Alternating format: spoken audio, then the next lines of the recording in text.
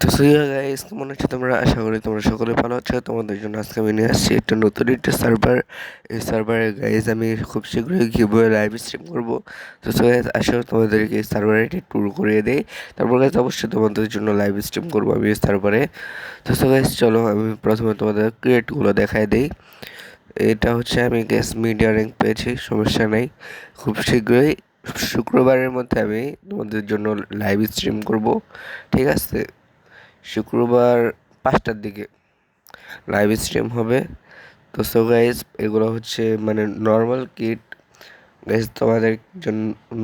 একটি এটা হচ্ছে গাইজ মানে নর্মাল কি অর কিট, এগুলো মানে গাইজ মানে খুবই নর্মাল বেসিক এগুলা।